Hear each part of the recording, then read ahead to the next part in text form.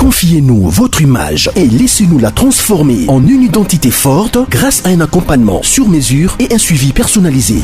De la communication institutionnelle au marketing politique et commercial, Eshima vous apporte des solutions grâce à une parfaite connaissance des outils de l'information et de la communication. Contact 085 113 44 44 085 113 44 44. Eshima Magazine, un nouveau standard d'information. C'est viva. Fachiba. Combattant et combattante, bonjour. Combattant, on peut savoir nos mots. Combattant et combattant. Par rapport à Yanni, lobby na Rwanda, balela kate basalini. Lobby na Rwanda, baleli par rapport à Yanni. Recette. Oyo yaba minéré. Oyo zalaki na Rwanda. Ekiti na 44% combattant. Bakomi kokanga ba société. Grâce à la politique ya Fachibe. Papa tolobaki il fallait qu'on na Congo so lingo kota na oyo tobengi na grande porte. So koti na fenêtre. Félix Antoine Tshilombo Tshisekedi na kobeta ochikumbushi ande. A désordre. Oyoki eloko. Tozo pesa ilu lukamba mise en garde. Bobo il fatigué. Ilu lukamba toyebi kala nyonso wana. Awanganaki oyo tobengi na ba conteneur ya ba maison préfabriquée lelo akomi ko reconnaître yango lobi akotaki réunion alobi etezo reconnaître yango komi déjà na ba port gouvernement il faut abimisa mosolo ba kende bazo yango po ba banda kotonga yango le plus vite possible ba wanganaki par rapport ya nini ba kanisa kete ba kobimisa caméra za innocent oyi bien biso tokoseli caméra makambu yango tozo yebisa bango caméra za muhimi mune Papa Tito aliye yoyo ya bana combattant d'élite à part Rwanda il lukamba lobby na réunion bakota ki lobby à lobby cette fois-ci il lukamba lobby il fallait pas bengisa ba PDG nyonso ba sinel na ba régie des eaux boye comment na kabale zalaki na bato FCC balinga kete même na ba cité ba couvrir pelaté même ba maya yate faut que population asanda Fachibe lelo azolobete fo bengisa oto bengi ba DG ilu lukamba kolakisa biso musala te yeba deja musala na yo sila kate sali nini esila tozozela mokonza mboka asilisa masolo nyonso okoki kobongisela biso banzungu te combattant toza na 1 minute de silence parce que yeba offrage moko esalamaki na Brazzaville topedraki tobengi congolais moko akendaki na offrage wana yango omonaki lobi Gilbert Kankonde bazalaki na oyo tobengi séance du travail avec Ilu Lukamba pour ne fils que kozwa ba congolais baza na Brazzaville baya na République démocratique du Congo c'est viva combattant na lobona lobate lobby Kabila dépêché ba émissaire tout près oyo tobengi ya ba juge na biso oyo tobengi ya Cour suprême de la justice baya ba interpréter rôle ya sénateur en vie si les lois bandeko na ye même bandeko FCC baye bakate batikala ko interpréter te rôle oyo tobengi ya sénateur en vie te mais atindi ba émissaire baye balimbola ye yango aye ba rôle ya sénateur en vie asalaka rôle nini combattant la degré yango tomoni boye bandeko FCC même bandoki wana par rapport à professeur oyo bakosa biso oyo ba professeur parce que à tout moment bakosaka Hippolyte Kazemere Kanambe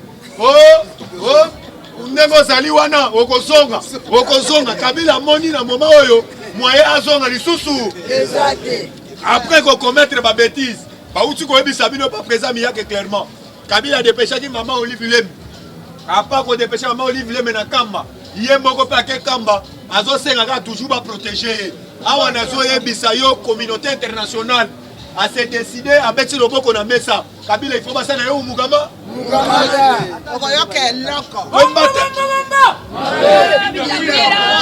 combattant d'élite na koyebisa yo za la serein na esi ya pays na biso lève toujours le bao mais précisément na Goma oyo tobengi ba équipement ya sika oyo ya FARDC et uti kokita par rapport à nini na kumisi nzambe na diplomatie oyo Fachi abetaki nakoki kopesa comme exemple avant Fachi akita na Goma batindaka oyo tobengi avion oyo tobengi ya présidence ekendaka équipe d'avance oyo ekendaka emonaka nungu na aéroport mbala moko bolandaka communauté internationale ayebisaka Fachi aya na Belgique babengi saka oyo tobengi tous les décideurs du monde ba oyo babanda kotia ba guerre na est bayebisi bango na est ya pays ya RDC bozoluka nini bango bakendaki le plus loin koloba te baintérêt na biso eza na est Fachi alinga bebisa baintérêt na biso Fachi ayebisi bango bino boza na besoin ya nini oyo basusu na biso ezalaka na Rwanda ezalaka na Uganda yango toya kokometre oyo tobengi baguerre na est ya mboka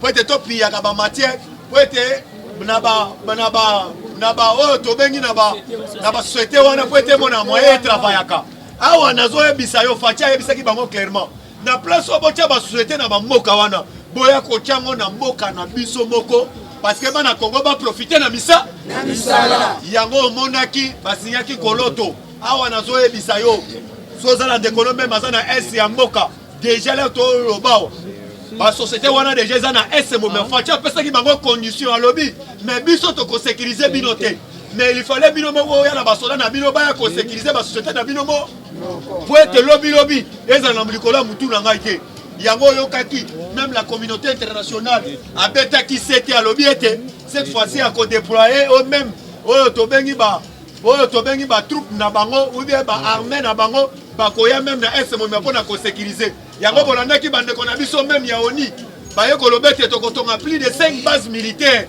eza mpona pamba te combattant nazoyebisa yo peuple congolais nyonso baoyo baza na est ya mboka kala mingi te RDC kozala oyo tobengi sécuriser en l'air tozoloba ba équipement kiti na ndenge kosakana te combattant d'élite tosima na main dans la main nayebisi bino kolele lungwe na kana biso na kaya bangune parce que déclaration à Jean-Pierre Memba azalaki clairement yango epesi sous Martin Fayulu mutema pa Jean-Pierre Memba na sortie médiatique à lobby kokutana oyo tozokutana eza kokutana ya bana mpona développement ya République démocratique du Congo papa Fayulu alobi on a lungwe na groupe na bino ya WhatsApp ya Lamuka alobi na lungwe na groupe ya Lamuka ya WhatsApp ayebisi yo combattant akomi koyoka mutema ki par rapport ya nini na groupe ya WhatsApp alungwe par rapport à nini po amoni Jean-Pierre Memba alobi kokutana oyo tokutani na oyo tokutani na mwana mboka papa na tomona leader te tomoni bapinya atelemi kasongo individu abimisi $200 po bake somba oyo tobengi bapinya na victoire papa mutu tozoyebisa yo aza leader te bapesi epe invitation te aza ye moko te yango koyaka tumbe akokita vendredi na Kinshasa akokita vendredi na Kinshasa nayebi so mwana maya komela poison koku simba kaka Moïse Mabanga, Ziki Changu, kubeta Mabanga te ya. Azande kona biso, azana mbongo na ye. Basai Kabal. Aya kutikila biso basemulu to le kufebele. Toko yambaye. IDPS viva. Yaya Osana c'est pardon s'il vous plaît père. Dozong sanan slogan puisque nana esengo soki bino boye batie. Fachi déjà ye moko azalaki na esengo akotaki na palais du peuple atombolaki boye c'est-à-dire match c'est s'il boye to boye te IDPS viva IDPS viva IDPS viva si c'était le super international Félix président de la République Fachi Bertrand bonjour Fachi Bertrand Yaya union sacrée eza makambu Là tozoyebisa bino union sacrée ezali oyo tobengi elokola sauvetage à sauver Congo na boumbu ya AFDEL pendant beaucoup des années Fachi Bertrand yango no moni Kabila ndenga sana ba sénateur bakomi ko comprendre bakomi kolongwa biso koto tokomi logo l'église et jamais ekozanga koyamba mupaya après avoir boyoki père wana alongo sénateur azana 11 députés na simanaye alors qu'est-ce qui se passe Kabila kuna kosaki bango puisque komi ba réunion surtout il faut na botika chombo l'air boso kota na porte tala degré bakomi kosala ba député puisque ba comprendre audio Kabila sala kinyo surtout et puis maki déjà parce que audio lobini nana audio moko ba publier na Jeune Afrique Kabila ebisi bango boye ebisi bango nous devons nous préparer pour des alobi malgré bako sala ba manœuvre wana Kabila tolo baboye ils peuvent chercher des raisons pour pousser les élections en 2030 ou 2032. Commençons déjà à nous préparer pour 2023. Ce n'est pas loin. Ne bango bazu e biloko wana ba publier yango Kabila yoki déjà puisque ça a été président je l'autre episode. Akimi azana Tanganyika pour votre information la Tanganyika 25 évasions. Non pas j'étais 25 évasions. Donc Kabila ke kuna na prison kuna bakimi na prison à Tanganyika. Alors présence na ye eza de lobby ngola lobby Tanganyika évasion de 25 prisonniers détenus à la prison centrale de Congolo. Donc Kabila ke kuna vous mettez salami. Alors qu'est-ce qui se passe dans l'Union sacrée? L'Union sacrée le but au monde Jean-Pierre Mbemba bakutana na mon konzi mboka ya to betina na maboko makasi.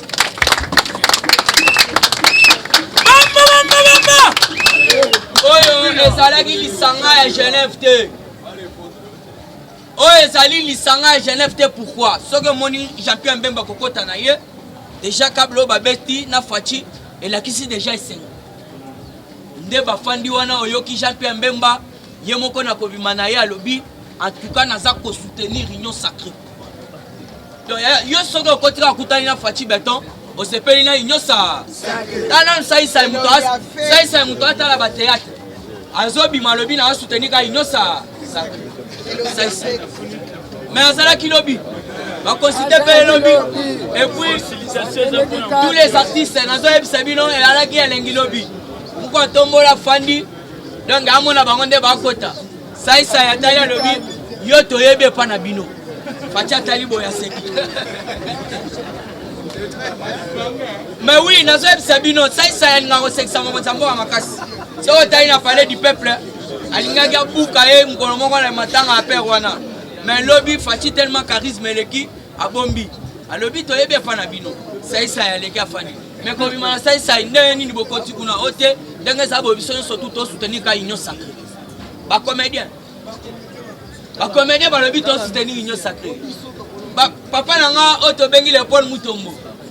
Oya église oya yani voilà yepe abimi totuni alobiga nazo soutenir Union sacrée ya wana moni Martin Fayulu mutema mabe biso to lobi boye invitation mibale komaki na lamuka ekokina puisque awa c'est ba information olandi Moïse Katumbi alobi jamais na koya na butu nazoya na moi et apesi na ngonga alobi nazoya 10h nazala concité et pas moi na mboka donc o ezama solo président miaka uti oyebisa bino ya zala na sengo oluka ba information obebisa mutu te odio ba identité et pour votre information président miaka pesi ba information na yaki nango puisque ba actualité pena ngwana alors ndenge zana yo foza na sengo pourquoi mu ko tombole moko continue à parler du peuple la tomboli boy victoire et puis asali boy fini la match mais oluka ba information makasi puisque ndenge zana Union sacrée peut considérer c'est la grande décision. Lui-même a lobby, ce qui a ici, je reviendrai vers vous pour vous annoncer mes grandes décisions qui n'épargneront aucun cas de figure. Donc après avoir couru Tanana, avec Banani, Franck Djongo, Saï, Bisopé Tosengi, à travers le président Gilles. Tosengi na Moukantombolo, Bisopé, Tosana Baveso, Bango Bazo Beta, Boito. Alors encore Bisonne bagarder du temple. Les lorsqu'on a considéré c'est grâce à papa n'a yo télé boto. Félix Yemora Lobaki, le changement c'est Martin Fayulu. Mais bisoto ebisi Jean-Marc, yebisa papa retiré. Et bandawa. Et puis nasa ko yebisa bino frère. Ce qui le loto benga Fachi Beton c'est grâce à président Gilles. Ce qui to benga président Fachi Beton, c'est grâce à président Gilles. Oui. Alors il faut Azana raison à considérer plus Azana pays. Alors il faut qu'après avoir considéré bango surtout mon konzamboka aya ko pesa biso ba direction ba auto bengi ba décision na ye. Alors on a ba décision na yango wana ndoko yeba que non qu'est-ce qui se passe puisque Kabila jusqu'à là ça ko comprendre que ce qu'on l'a dit sénateur wa Longwe alobi ba teli biso discours wana 6 fois. Ba député nyo surtout ba koki moyen puisque Kabila zo luka explication on a expliqué bino na ndenge na Union sacrée donc bon moko ya bo santu pona école boito parce que ba professeur kuna ba o ya diplôme balobi batie discours plus de 6 fois pour expliquer ka Hippolyte Kanambe et loko wana union sacrée. Yango na moni papa na sénateur à lobby, ngana longo jamais na cause ala toujours au service il y a un individu. Yango na so senga na ba député yo surtout ya FCC.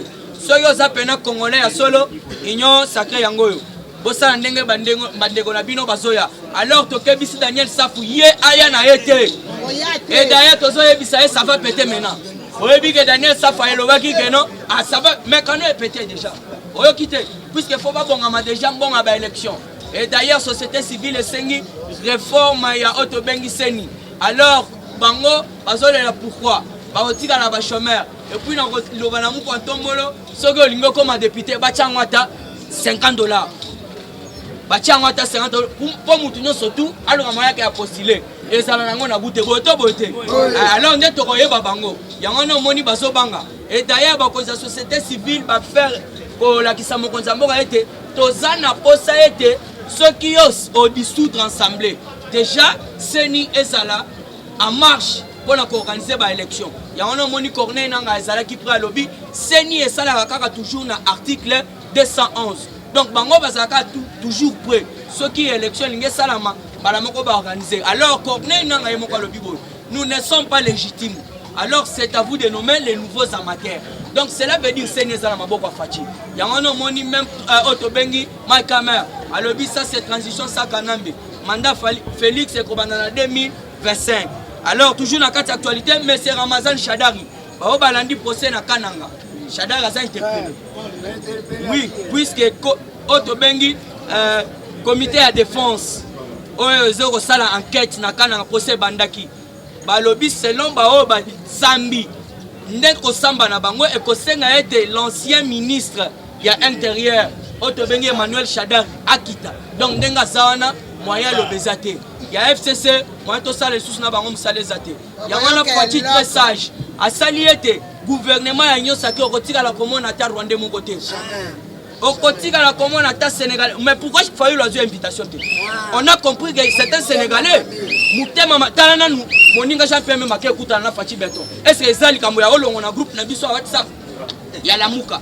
Donc voyez mutema alongo en église pour passer à ben sabango a conseil bango mais ya longo église na Philadelphie. Mais tala des gars mutema mabe. On a monopolisé parole te. Moïse Nyamugabo interpellé à la justice. Alors toute l'équipe n'a pas information à monde. Aux États-Unis d'Amérique, élection d'Engezana, Trump a saisi la justice. Pour la fraude, il y a une élection. Alors, ils ont bilinga. Jusque-là, on va publier. Côté Joe Biden, côté ça, mais yo kolenga te. Biso to signé accord avec les États-Unis d'Amérique. To signé état na Trump peut-être to signé na individualité. Tika agitation zala no pio, mais la ma ya pio. Accord ba signé kango état par état, et non individu par individu. Puisque déjà il a qui signé mabe, Trump a que saisir justice. À lobby il y a eu fraude des élections. Alors pour na chiter information sous ces aliboy. Le gouverneur du Kasaï central n'a pas Otobengi président et assemblée nationale et assemblée provinciale na bango baza interpellé et pas Gilbert Kankondi puisque balobi que gouverneur a détourné Mbongo. Alors le président et assemblée provinciale aye ko funde ya ba interpellé bango mibale bazo ya awa yaya pona chité na lobby to soutenir ka union sacrée to zelati le 8 alors to koyoka kake ko betela bango puisque déjà soki basilisi message koto makambo elali fatia à nouveau à sali auto bengi refondation ya gouvernement to sali gouvernement ya sika oyo kota musekolo na songi sima lobi pas comprendre. IDPS vivant, vivant. IDPS vivant, vivant. Yango to lobi ko to sele ka information pour de PSAMI na kopesa merci beaucoup na bakonzi ya parti Jean-Marc Kaboun à Kaboun notamment le secrétaire général Augustin Kabou parce que bataille ba pilier minene oyo basimbi même parti même idéologie mon konto yango to lobi boye lobi to metaki à genoux et soi-disant président parlement debout atelemela toujours bakonzi ya parti lobi la kitaki wana délégation salaki mukama parce que mon konzi excusez au pour savoir que ko yebisaki bango biso nyonso tozali na sima to bimina école na ye ils allaient sans former les bimisi bagili et bimisi batebele donc tu ne jamais au sala na bois de fer les algo tata botio hôtel melo ando finga e donc on a respect de pesa gaye tout le monde maintenant coaching magaz ma pas bon président Jules ye azalaka motema mpe pembe yango moni makambo na ye tu ezoke liboso yango tolobi eza politike lukunya na moto papa Tshisekedi apone tozala na bomo ngana kolinga die merci olinga erika olinga chinois tozali libo yango topesaka bino bakameme na biso longonya na mosala bosala. Pour votre information, na minute Zoé Kabila babekise na Kinshasa il faut qu'on réponde à acte na ye à dossier misak dossier ya hotelemela bon fonctionnement mokonzi ya mboka dossier ya manduki na dossier ya hotelemela ba elakisi na bekol yango ko comprendre que mokonzi ya mboka abetaka cheki 5 lelo je ezalaki panique na Kinshasa na ndenge yede bon monaki siko Charman Jean-Pierre Bemba et bakutana Charman Mususu autre benga les super héros vivants Félix Antoine Tshisekedi Tshilombo muto à mettre les grands dictateurs les grands sanguinaires les grands tueurs à mettre à genoux na manduki te na big na fei yango moni Kabila zolela akomo luka senga mona tamu kontomo pour na 2 minutes. Est-ce que vous dites yango? Akomona ye Charman Nobel Eli abi mu kontombolo sauver nation parce que papa tikelaka yo mboka oyo na maboko sauver yango même ngai oyo nazali conscient que okokanga ngai mais na minute oyo tikanga na vivre ta momo yango bomonaki lobby donc esengo ezalaki na Kinshasa kokutana ya Jean-Pierre Bemba na Mukantombolo wana ezalaki accord ya Genève ekufaki lobby accord ya Nairobi ekufa depuis kala erwaka ningini kingi abandaki musala na cabinet ya chef de l'État ekufaka sikoyo papa tikaka biso bato ke na transition sa kabi ezalaka projet à long terme lelo commis en pratique est-ce que biloko lelo donc yango transition sa kabila na constitution yango to politique ezali passe soko bi politique te tala basine du temps na minute on a bisa bino ke ndeko na biso oyo to bengi Keita Diane aza kolela maka aza luka invitation na mwi akangaki ye azwi mususu askane pa tia kombo na ye ake komindimisa na maka yango fati alobi ngai na yo maka ba congolais yo so ngai congolais côté mokeste côté mela pona avancement ya mboko te wana ezali makambu ya ba congolais so ba bengi yo te ko zala présent on dit ma présent est-ce que ba bengi yango a tweeté à l'obio et comme il mépris bayiningai tout ça bayini yote eza makambu ya maki ça congolais bakobenga yo on comprend yango to ebisi bino ke na minute oyo baza kolelande pour votre information Moïse azokita Moïse kokita okita il faut de soutenir Moïse ande parce que aye ko adhérer vision ya mokonzi ya mbo onyo so soutenir mokonzi ya mbo kabiso pe to soutenir ye soko boy mokonzi ya mbo kabiso so soutenir o depo biso to Holanda père na biso oye alinga sauver nation ezali Fachibe na minute on azoya bisamino ke makambo eza kitoko bozala na kimia parce que makambo ezali pona ko élever niveau social économique et puis na niveau sanitaire. Merci beaucoup na ba diaspora bana Congo nyonso biso tout ça bomoko et lo mo ezate et puis bino pe kuna boza na bomoko. Eshima, votre magazine qui bat au rythme de l'actualité. Retrouvez la nouvelle édition. Exclusivité, alors que la RDC sort progressivement la tête de l'eau après la crise sanitaire Covid-19 ayant fragilisé les économies du monde, Eshima Magazine présente à la une de sa 15e édition la ministre de l'économie nationale, Acacia Bandou Bola, présente son bilan depuis sa prise de fonction. Relance économique, Acacia Bandou Bola Mbongo donne des signaux forts. Baisse des prix des produits pétroliers, maîtrise des prix des denrées alimentaires pendant des temps forts, organisation des marchés populaires afin de soulager les paniers de la ménagère en période de Covid-19, une franche collaboration avec les opérateurs économiques et dotation en équipement de son administration, la ministre de l'économie nationale affiche un bilan éclatant de sa première année de gestion de ses très stratégiques portefeuilles. Eshima Magazine revient sur chaque étape de la vie de la Margaret Thatcher congolaise. Focus. Agnès Moide et la CNSS interpellent les employeurs sur les avantages de l'utilisation de la télédéclaration. Payer l'impôt est un devoir civique. Barnabé Mwakadi Mwamba, directeur général de la DGI, sensibilise les assujettis. Découverte. Jerry Biangani Tampo, l'homme derrière la renommée de l'université chrétienne Cardinal Malula. Dossier Eshima, contentieux électoraux, de la poudre aux yeux. Économie, les scandales financiers ont la peau dure en RDC. Interview, Ted Belechai Kassonda, secrétaire exécutif national de la Ligue des jeunes de l'UDPS. Bras de fer entre la CPI et les USA. Fatou Bensouda défie Donald Trump. Retrouvez l'intégralité du magazine Eshima dans les kiosques. Eshima Magazine, un nouveau standard d'information.